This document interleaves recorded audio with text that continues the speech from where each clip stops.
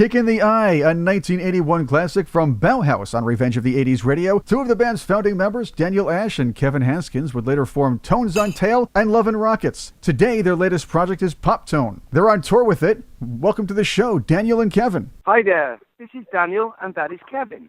And I'm me. Excellent. That is me. We also have Pumpkin, our official wiener dog, in the studio. Before we get to Poptone, and you have a lot of things happening, including a potential live album coming out, and there's a bit of a crowdfunding thing going on with that. That's going to be fun. Let's go back a bit. You guys actually go way back. I mean, a long way back. David and me, the original bass player, were in kindergarten together. But I met Kevin at art school when we were about 17 years old. And the different thing about Kevin was he would come to art school in a suit, which was really strange but great. Everybody else was like pretty scruffy and looked like hippies. And Kevin would come, the thing I remember about Kevin is he would come to art school in a suit. So I was very impressed with that.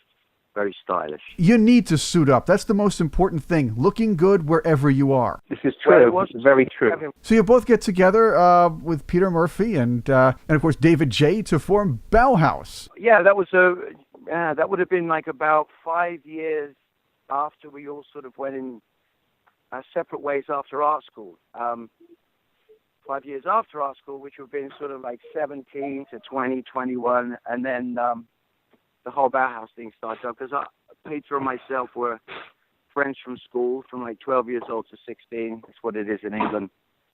And then, he went off and did a job somewhere. I went to Arty Farty school for 4 years, which is where I met Kevin and David. Although we weren't really friends at art school then, we just sort of knew each other just to see at the school, but we didn't actually, because we were all in different years.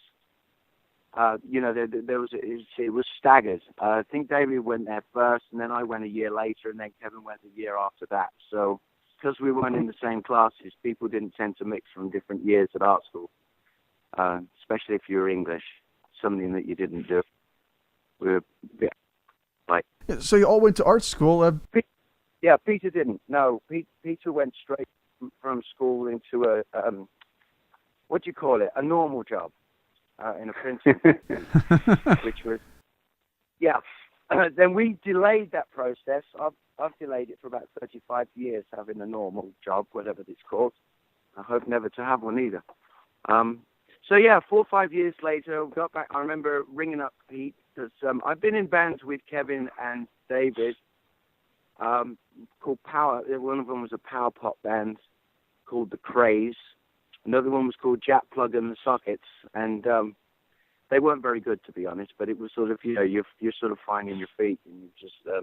But I always thought in the back of my mind that Pete should be in a band because he looked so fabulous at school. He just looked different from everybody else, very Bowie-esque.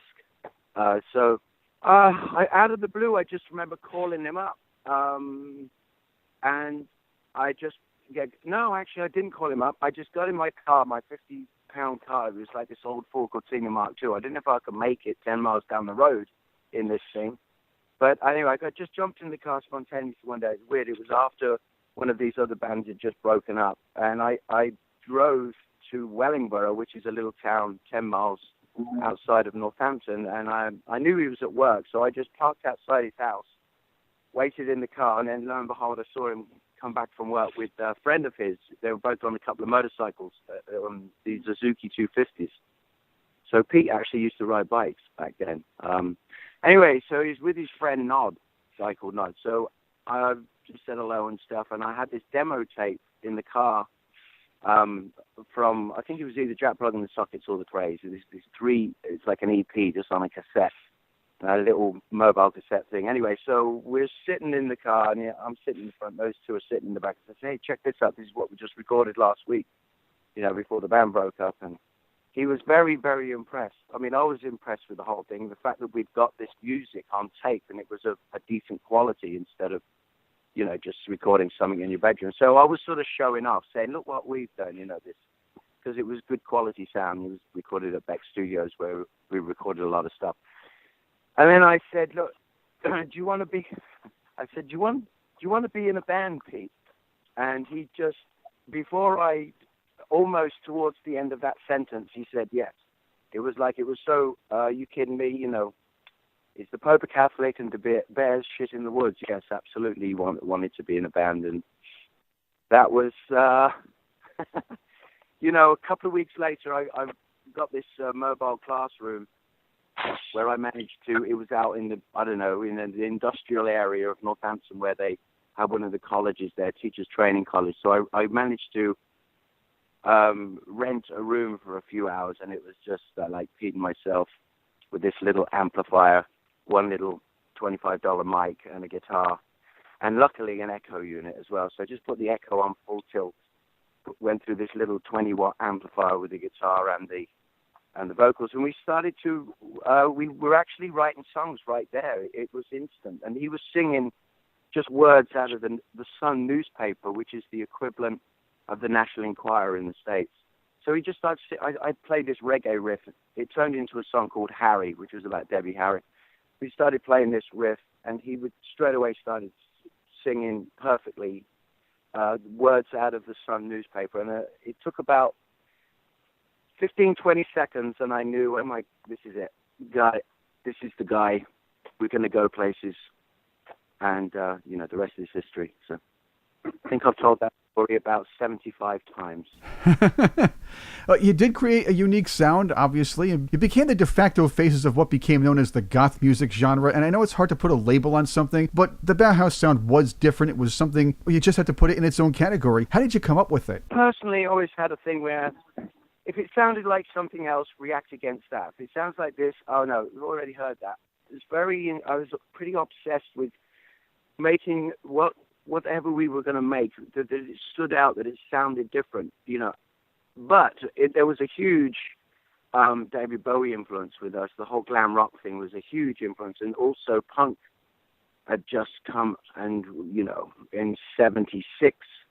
So that was a huge influence as well. Those two things, the whole glam thing and the punk thing, I think really you could say covers it as far as major influences for the four of us. Because those things had just gone by. The glam thing in '72 was the peak of that, and then '76 is when the Pistols actually got on top of the Pops, which is an English equivalent on TV.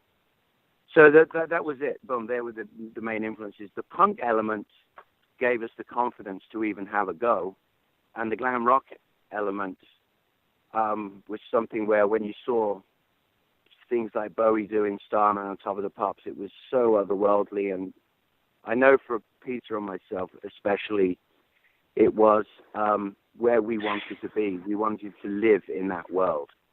I think every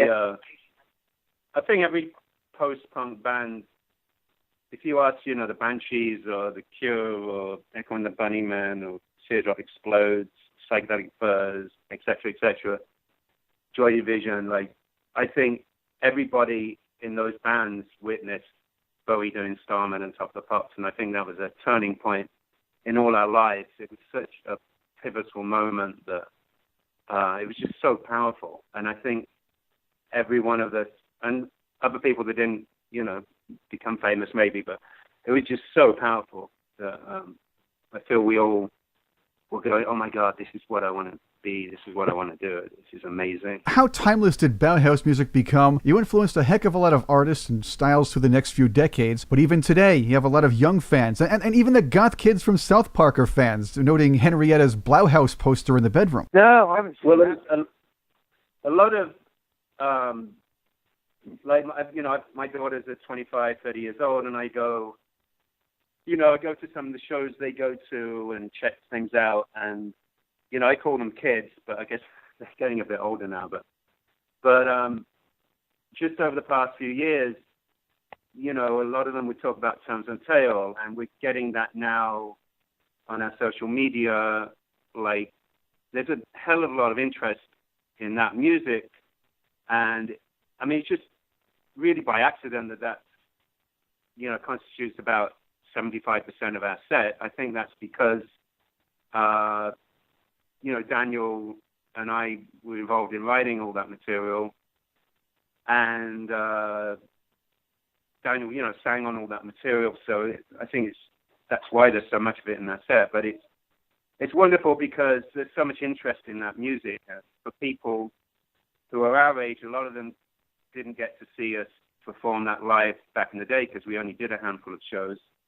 And there's a mystique about it. There's a lot of, it's very appealing to kids as well because, I think it's fairly timeless, that music. It could have been written this year, I feel, a lot of it.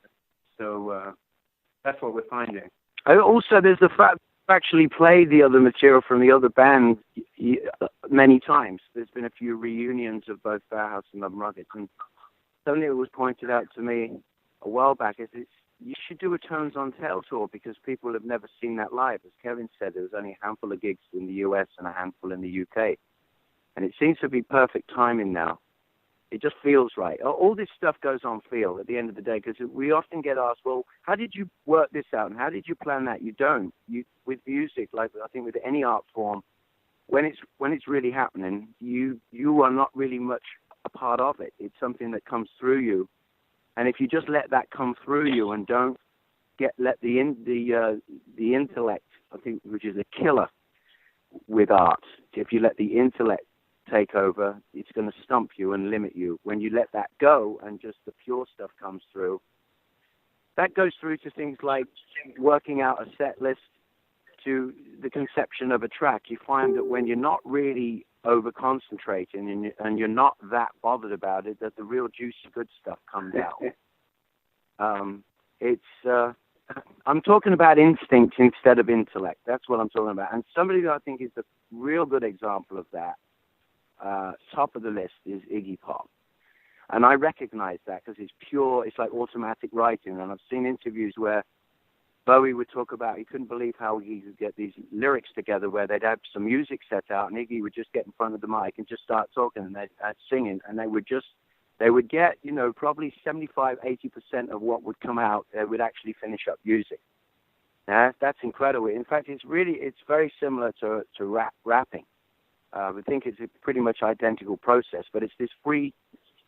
I wish I could do it more often. I mean, I need a bottle of wine or two before that starts happening with me, but I think it's something where the intellect is out of the way because that just does nothing but make you overanalyze everything. When you get rid of that, this pure stuff comes out. It's true. Overthinking is the same way in almost anything, music, radio, art. Yeah. I tend to screw up if I overthink. That's what happens. Well, I've been noticing at the gigs, there's been times where in my head, I just go into panic mode for a moment and think, I'm going to forget the next line. I don't know what that next line is. And lo and behold, I screw it up. And then other times I said, I'll stop thinking about it, just do it, and it all goes fine. It's almost... I think, though, if you're doing something on the other side of the brain, which is the mathematical side of the brain, the opposite is true. If you don't think about it, you're not going to get any results. It's right and left-hand brain modes, and they are very, very different. Because, if you're working out mathematical stuff, that is not something where you can just trip out, and just let it flow.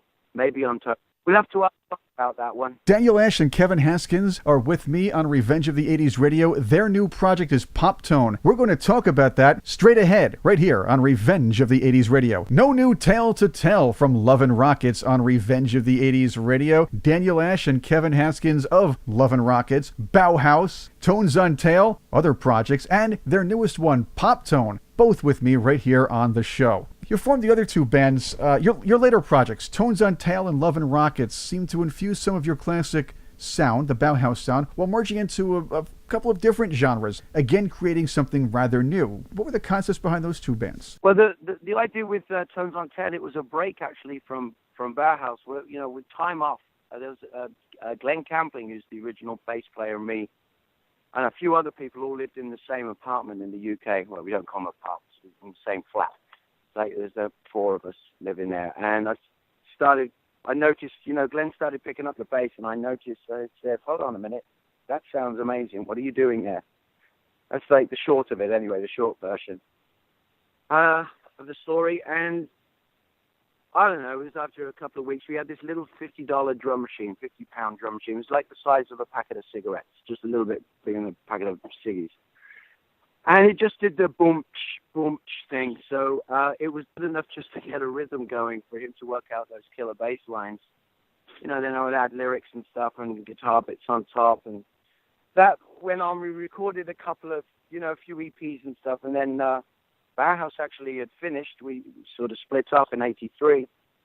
So I thought, let's get Kevin on board with this. Again, I didn't really think about it. It just felt right. So called up Kevin, and he was definitely into being in the band. And the rest is history. That's how that developed. But again, as I said in other interviews, the sound of those three bands are very, very different from each other, and that is because you just take away or add a member or whatever, and you get the completely different chemistry because there's somebody, in preference of, like David being in the band, is Kevin, Glenn's style couldn't be further away from David's style. It's a very, very different way of playing, a different attitude to how how music should be made. They've got very, very different views on how it all, or what they wanted to contribute to the band. They're like chalk and cheese, very different characters. But that comes out.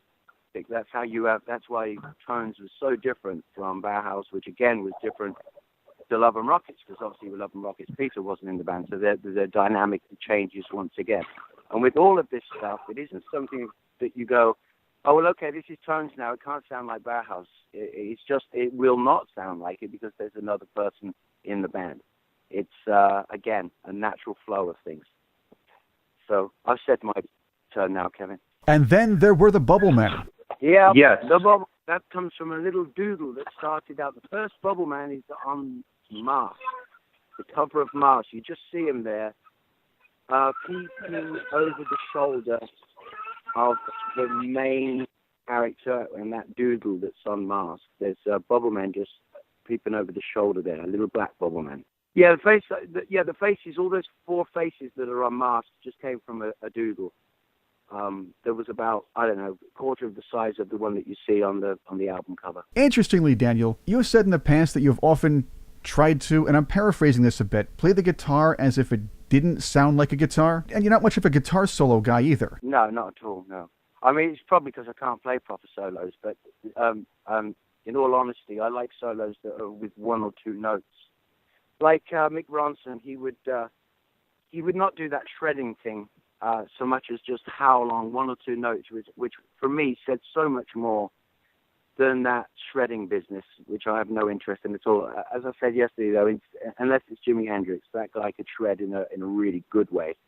But anybody else, I don't really like. I actually detest shredding. I think it's horrible and boring, and it just seems to be showing off. It's the sort of thing you do when you're 13 if you want to show off to your friends, but it doesn't really say much, not to me anyway. But the thing that really changed it for me was using an EBow, which is something where you put it over the string and it turns the guitar into a keyboard in effect because it sustains the notes indefinitely. So that changed everything for me. I really had something to get my teeth into there by having that little gizmo called the EBow, which we discovered in like 1979 or something, when we very first started out. So, brilliant invention. Daniel, Ash, and Kevin Haskins are here with me on Revenge of the 80s Radio. We are going to talk about Poptone, their newest project. But Kevin, over the past few decades, gamers and movie fans can hear a lot of music you composed for video games, film, and television with Doug DeAngelis. Yeah, that's correct. Yeah, that's what I did for the last kind of 15 years or so. Yeah, lots of indie movies and documentaries and TV and underscore. Also, I've just the last 2 years been putting together a book, a coffee table book on Bauhaus, because I was the guy that collected everything. And a friend of mine said you should put it into a book. Also, Daniel has been very helpful lately. He supplied me a couple of really nice pieces. So I'm excited about that. That's coming out in around Halloween. It's called Bauhaus Undead. Aside from that, yeah, I'm just really, I put all that stuff on the back burner now for Poptone, because it's weird because I didn't really think I'd ever want to tour again, and play the drums. But I think I could say the same for Daniel, that he felt the same. But now we both are having so much fun doing it. It's great. Really exciting. You're currently in the middle of your U.S. Poptone tour. Your music features new approaches to the classics from Bauhaus, Tones on Tail and Love and Rockets. You just added a couple of new dates. Yeah, that's true. We added a second night in Portland. We're doing 2 nights in Portland. We just added an East Coast date. You can find out all that information on our website, which is www.poptonetheband.com, and that lists. There's all the tour dates there and links to go buy ticket. And if you haven't seen the newest tour dates, June 4th, Portland, Oregon, July 6th, St. Louis, Missouri. That's at Del Mar Hall. In addition, you tacked on Asbury Park, New Jersey on August 3rd, the 4th in Philadelphia, Pennsylvania. You're at the Irving Plaza in New York City on August 5th, Boston's Paradise Rock Club on August 8th, and the Baltimore Soundstage, and of course Baltimore on August 11th. Chris Cordani here on Revenge of the 80s Radio. I have Daniel Ash and Kevin Haskins from Poptone, Love and Rockets, Bauhaus, Tones on Tail. On the road, how's the reception been from both longtime fans and the younger generation to Poptone? Well, it's been building as the gigs. I think when we started out, it was slightly different, and it's getting bigger and bigger now. The size of the audience is, I'm very pleasantly surprised on that. It's growing as the days go by. There was a couple at the beginning that weren't full, but then I think the word is out now, through social media more than anything else probably. And I know like the last few gigs have been, sold out, packed, and that old audience that I remember from years ago, the enthusiasm of that audience is back, and it's alive and kicking again, which is great. So, we've played 6 gigs, so this is the first leg of the tour, then we just got we had a week off, and we're back on it again on Monday. But got that old feeling back again that we had when we used to play before. It's back in full force, which is great, which is exactly what we wanted, what we want obviously for this. So we're real flattered, the amount of interest. It's pretty extreme. I think it's also the fact that, going back to that thing, we haven't played the Tones catalog ever, apart from this one little tour of probably 13 dates in the UK and 13 dates in the US back in 1983, I think it would have been. So since then, when we put that album out, Pop, that one album, since those tours, because obviously in those days you would go on the road to promote the album. Now it's the other way around. You have the album and then you go on the road and it promotes the live gig. So it's completely changed around. But I don't know. All I can tell you is we're firing on all fours at the moment. It's just, I'm going to touch wood again. I'm superstitious, picking up a twig in the back garden here. We're having a lot of good luck. So hopefully this is going to be a really good year for us. So fingers crossed, that's the deal. Hey, you did say you kind of were tired of touring before you put the effort together. So what inspired the both of you, Daniel Ash and Kevin Haskins, to form Poptone and present this music and hit the road? Got that story again, Kevin. How many times this has got to be one? Well, shall I say it? Yeah, in a nutshell, Daniel was listening to and watching music on YouTube, fell asleep listening to Brian Eno, woke up about 2 hours later at 4 in the morning when Ace of Spades by Motorhead came on, and had this startling epiphany and this voice, Lemmy's voice from the grave telling Daniel, you've got to get back on the road, man. Get back. The people want to hear the music. So and that's what he did and thought. And so next thing I know, I got a text saying, who's going to play bass? And that was it.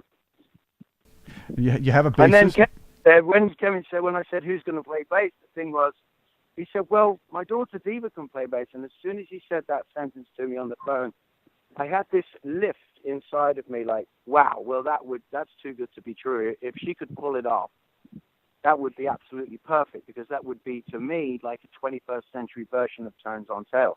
And if you think about Poptone, it sounds like a 21st century version of Tones on Tail. It really does. And the way Diva looks and everything, and she's nailing those bass lines perfectly.